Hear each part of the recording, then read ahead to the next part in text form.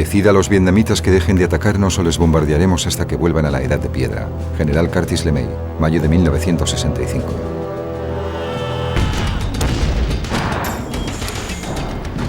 Enero de 1968. Los norvietnamitas poseen el elemento sorpresa, pero Estados Unidos tiene la mayor fuerza militar que el mundo ha conocido. El ataque por sorpresa del Tet es una flecha que apuntó al corazón del poder estadounidense. La ofensiva del Tet hizo que la confianza pública empezase a disminuir. Es el Tet, el año nuevo. Perdimos 15.000 hombres, 350 resultaron heridos y abandonamos. La batalla decisiva de la guerra de Vietnam está a punto de empezar. Triunfaremos en Vietnam. Esta es la ofensiva del Tet, desclasificada.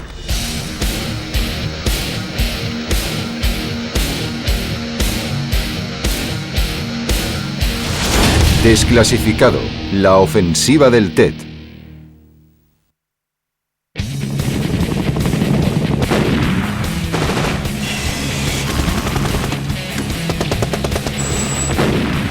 Hubo un momento en el que los Estados Unidos creyeron que iban ganando la guerra de Vietnam. Esta es la historia del ataque sorpresa que lo cambió todo y los secretos que se filtraron e hicieron caer a un presidente. La gente apoyaba la idea de la guerra. Les habían vendido la idea de que se trataba de una importante batalla a escala mundial contra el comunismo. Valía la pena ganar esa guerra. Otoño de 1967, el punto álgido de la Guerra Fría. Vietnam era la batalla que debía librar Estados Unidos para demostrar que podía enfrentarse a los rusos y a los chinos. Que estuviésemos dispuestos a luchar por un territorio que no tenía ninguna importancia estratégica para nosotros demostraba que también lucharíamos por otros territorios más importantes y que la batalla contra el comunismo en el sudeste de Asia no se podía separar de la Guerra Fría.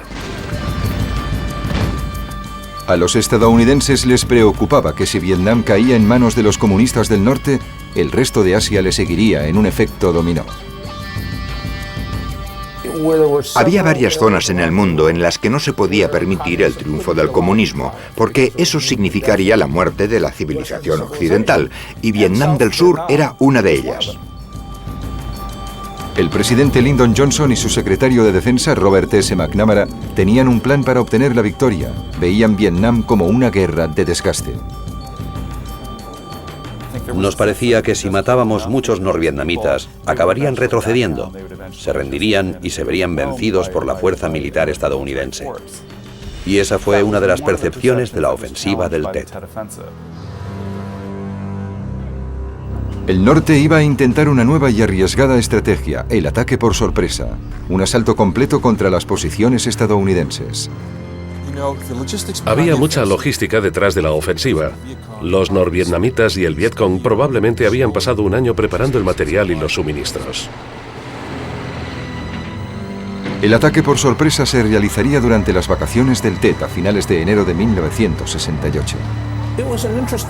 Antes del Tet fue un momento interesante porque los comunistas enviaban, casi sin darse cuenta, señales de que iba a pasar algo importante. El alto mando comunista se reúne para planear los ataques del Tet en Hanoi. La inteligencia estadounidense cree que están planeando un acuerdo de paz.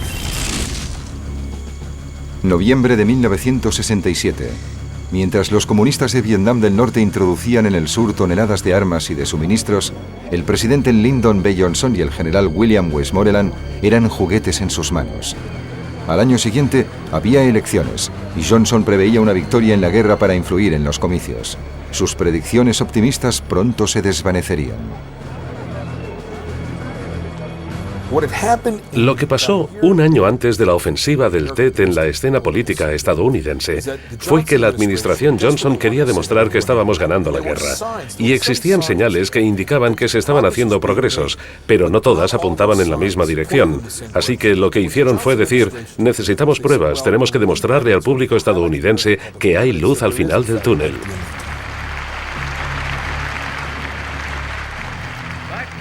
Si en Estados Unidos sentimos decisión, confianza, paciencia, determinación y un apoyo continuo, Venceremos en Vietnam sobre el agresor comunista. El general William Westmoreland creía que podían sufrir un ataque en la zona cercana a la frontera con Laos, la base Khe Sanh. El entonces teniente John Kahini era un oficial que se enfrentó a los norvietnamitas cerca de la zona desmilitarizada, la frontera entre Vietnam del Norte y del Sur. La base de combate de Khe Sanh era una pista de aterrizaje sobre una meseta elevada en las montañas annamitas a unos 10 o 12 kilómetros de la frontera con Laos. La meseta sobre la que se encontraba la pista aérea estaba rodeada por profundas gargantas y por colinas que se elevaban hasta los 900 metros. Las colinas estaban cubiertas por una mezcla de hierba alta y densa jungla, lo que se conocía como jungla de 3 bóvedas. Entrabas en un barranco de 300 metros y tenías que salir por el otro lado con todo el peso del equipo y las armas. Era como tener que subir y bajar el Empire State Building, y teníamos que hacer 2 o 3 de esos barrancos en un solo día. Diciembre de 1967. Los hombres que patrullaban la base de Khe Sanh vieron algo que pocos soldados estadounidenses habían visto hasta entonces. Soldados regulares del ejército norvietnamita. A mediados de diciembre empezamos a descubrir actividad enemiga significativa por la zona. Recuerdo que un día fui hasta la pista aérea con un oficial de inteligencia y otro de artillería y vimos un equipo de reconocimiento que se bajó de un helicóptero con un montón de armas capturadas. Fue el primer signo de que el ejército norvietnamita estaba activo en aquella zona.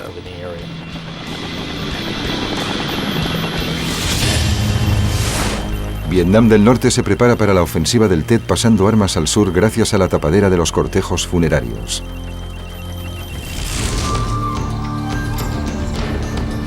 Había pocos soldados del ejército norvietnamita en el sur. La mayoría de los combates eran contra miembros de la guerrilla del Frente de Liberación Nacional, más conocido como Vietcong. El Vietcong mantenía las mismas tácticas que ya habían usado contra los franceses. Era una guerra de guerrillas. Se desplegaban, atacaban y huían. Las bombas trampa mataron a unos cuantos de los nuestros, lo mismo que los francotiradores. Matamos a 1 o 2 de ellos en alguna ocasión. No era una batalla en la que supieras dónde estaba el enemigo y apenas lograbas verlos. Caminábamos todo el día, arrasando pueblos, buscándolos, pero nunca los encontrábamos.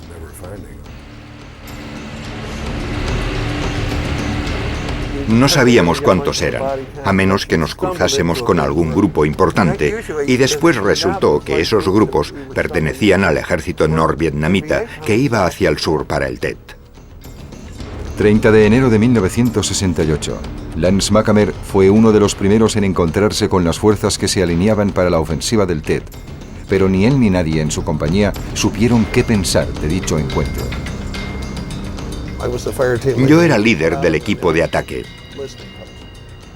Estábamos en un puesto de escucha a unos 150 o 200 metros de la carretera. Eran las 2 o las 3 de la mañana. Y de repente oí ruido y creí que por allí había un atasco de tráfico. Oía gente y todas esas cosas.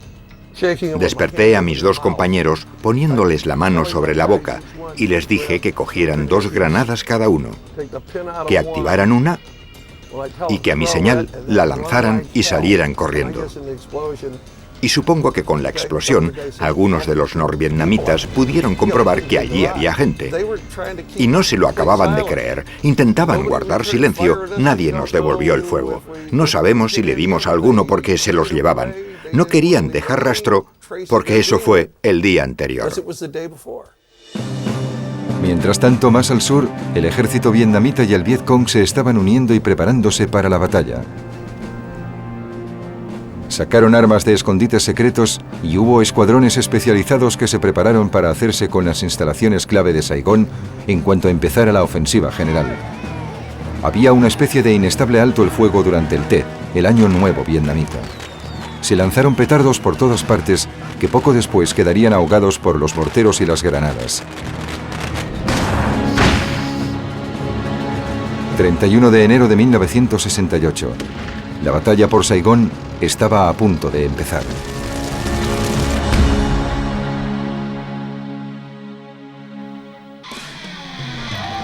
...31 de enero de 1968. Durante las celebraciones del Año Nuevo Vietnamita, conocido como el Tet, los norvietnamitas lanzaron un ataque sorpresa. La ofensiva del Tet estaba en marcha. En un sucio taller de coches junto a una casa que tenía un escondite secreto de armas pequeñas y granadas con cohetes, 18 Vietcongs formaron el equipo de asalto que tomaría la embajada estadounidense, sorprendiendo con ello al mundo. Había mucho ruido por los petardos. Pero ya nos lo esperábamos.